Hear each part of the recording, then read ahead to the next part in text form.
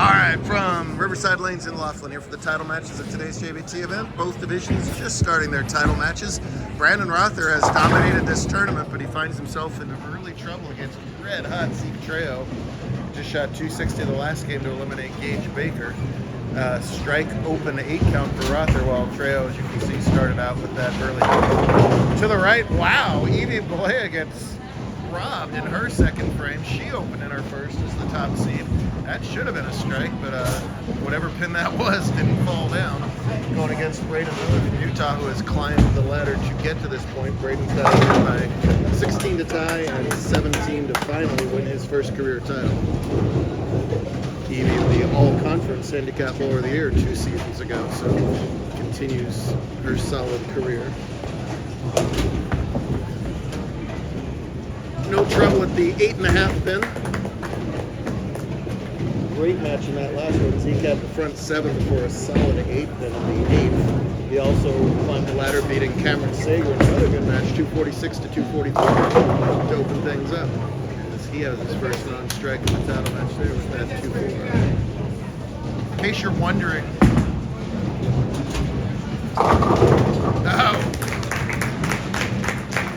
in case you're wondering if this is just a Braden Miller or the Braden Miller, this does happen to be the Braden Miller. Only the Braden Miller rolls 2 pins like that. It's a long story. If you know, you know. Zeke hasn't had to shoot many spares in this finals. He's been striking so well, but has no problem at that. So much young talent in the scratch division. Zeke is only, he's only 14 years old. Per game is good for the 17 title. He's already got 3 career top JBT titles and 2 invitations. The game is the old man. 17 match. Life goes at you fast, kids. See how Braden does cross lane at that 10, switches balls, and needed a little more room there as he try that to the left. That light is so effective for these 2-handers. We know Rother's good at it. He can trap a lot of those things as well.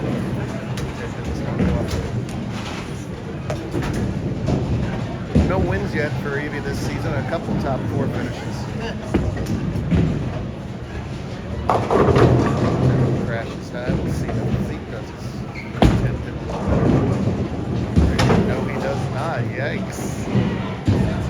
Well, it's been a somewhat high-scoring day, especially at the top end of scratch, but you still got to make those spares. And a whiff out of this guy, and a whiff out of that guy. And consequently, they lose ground in their respective matches. Rother still trails, but given a gift right there.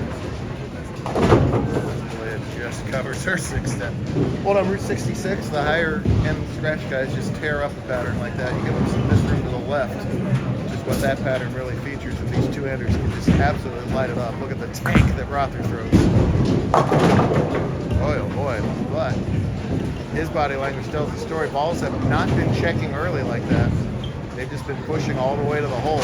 This is about 4 o'clock in the afternoon, so they've been bowling since 10 in the morning. Lanes will start to dry out, break down. You got to make a constant adjustment.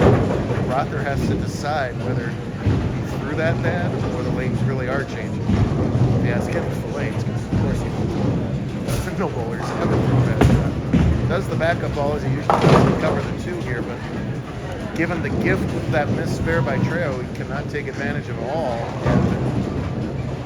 And as a result, it's a 22 pin deficit early. Brandon's going to have to mentally and physically shake it off, as so will Evie. As all of Braden's opponents have not thrown good games. Braden beat Isabella Smith in game 1 fairly easily. Got by Connor Barker in game 2 fairly easily. This will be Balea's second open unless she can convert this tough split. Does not get it.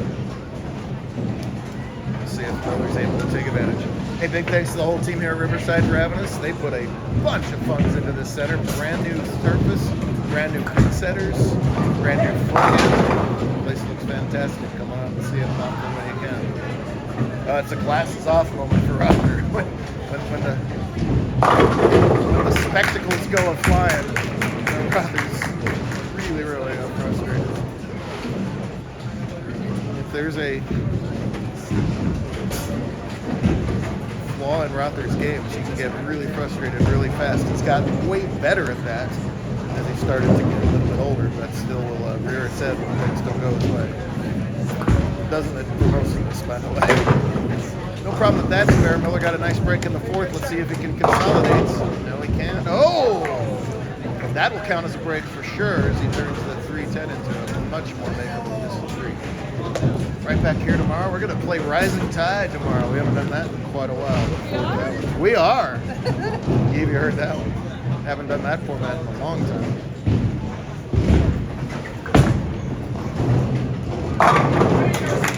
So Treo doing that pure fallback line. That ball's not really turning left until it is at the pocket, and it's just a matter of the ball facing up the right way. More often than not for him, especially in the finals, it has, and all day long really. It's qualified 30 plus 283. Gage was at 314, Rocker leading the field at a whopping plus 367. These kids can bowl, period. Exclamation point. I guess both of them here.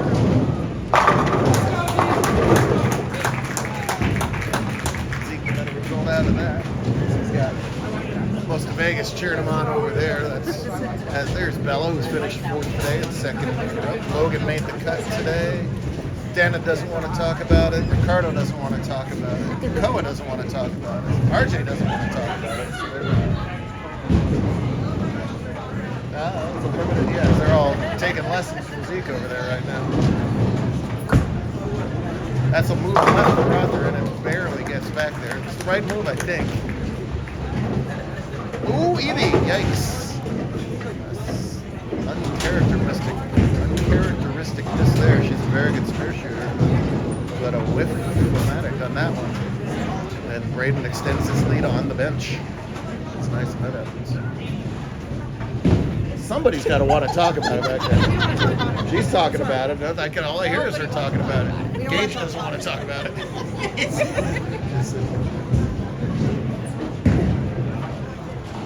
see if Edie can recover. Getting the pins, but can't miss those 9 counts. That's a nice change.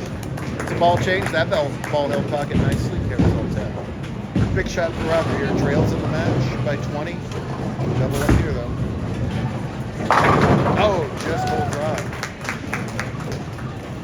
So neither shot was perfect in those two, but they both struck. Whoop, the glasses still come off. He's going to think about the fielder there. Oh. Well, neither bowler in handicap really able to take charge right here. Evie misses the spare, and Braden comes back with a pocket split. That wasn't that bad a shot. 4-7-9 is an ugly result. This is makeable.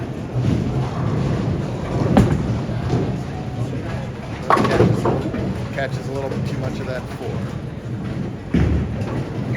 Treo double working, and the lead. Extend that lead! Sends that pin flying across. He would have messengered out whatever was over there, but there wasn't nothing left by that point. Recovery from his 9 miss with the turkey tool. Getting his lead up into the 30s.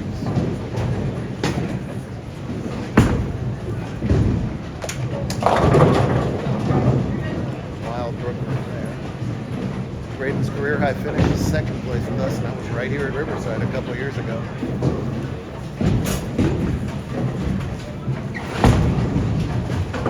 Oh, yeah.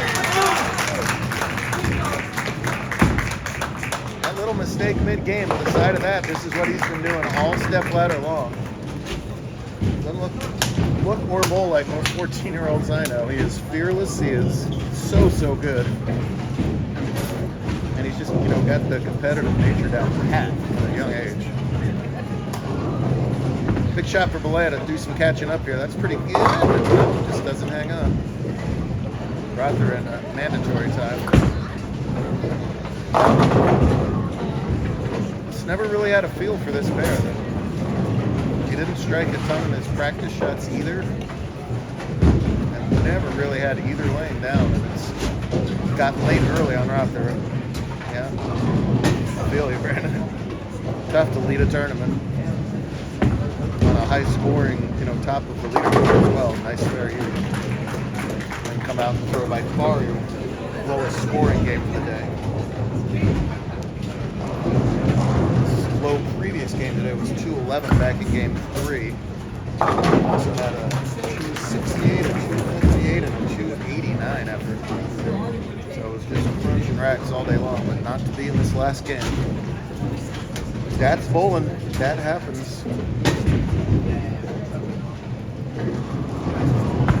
Still plenty of match left over here in handicap. That's an 8 frame. Boy, it looks good until just the very end. It looks too much work.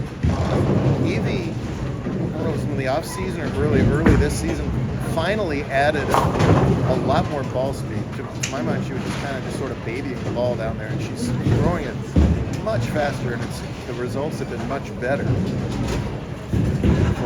It was just too slow, just too finessey. Now she can, throw those pins around with a nice ball speed like that. And it's been paying dividends for her the last couple of months. In trouble in the match, though. That's 99 through 7. Braden's looking 114 through 7, but again, giving 16 pins, so far from over here in the handicap division. Over almost from the get-go and scratch as Brandon tried the backup shot. Probably even feel better that didn't look good. Yes, wow. That's at least the 3rd time Braden's gotten a lucky trip on that 6-pin. He's got some pins flying over. That time it's just the last to go down. That's the big strike for him in the 8th. He continues to lead by 15 on the scoreboard, given 16 back. So this is a 1-pin game. 2 frames to go, and Zeke's just got himself a victory lap.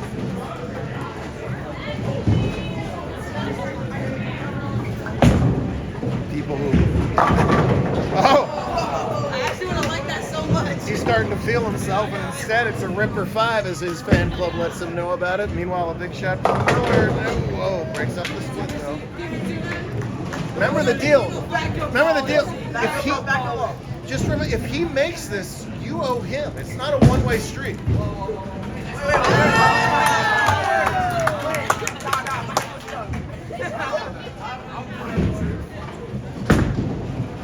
Look out, Miller. Oh, man.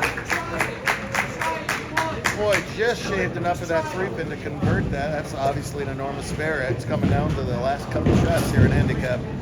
Zeke is enjoying the moment, as he should.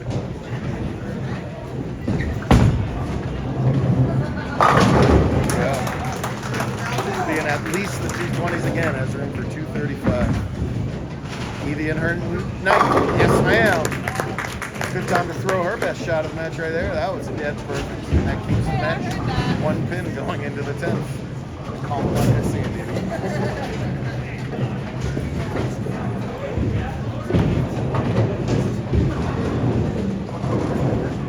Matter of the number for Zeke, but a giant shot here for the leg.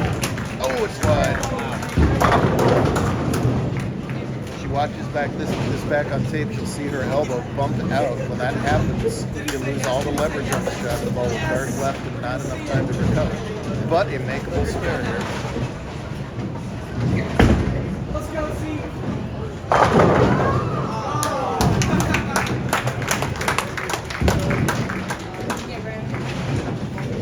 What a run up the stepladder for the 14-year-old.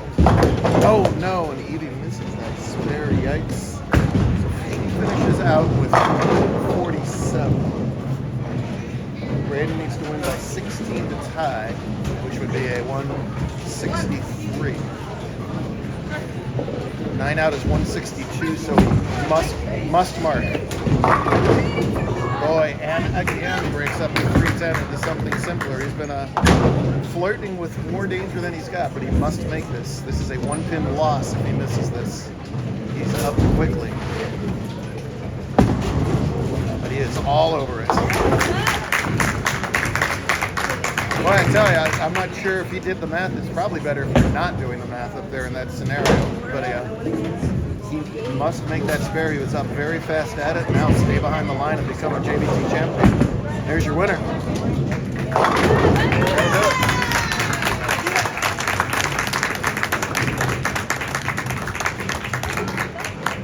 203 to 193 after pins, a close match all the way.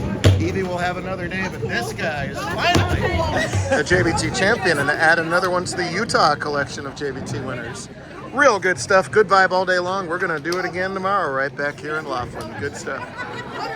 You owe drinks. You owe drinks. You owe drinks. You owe drinks. You owe drinks.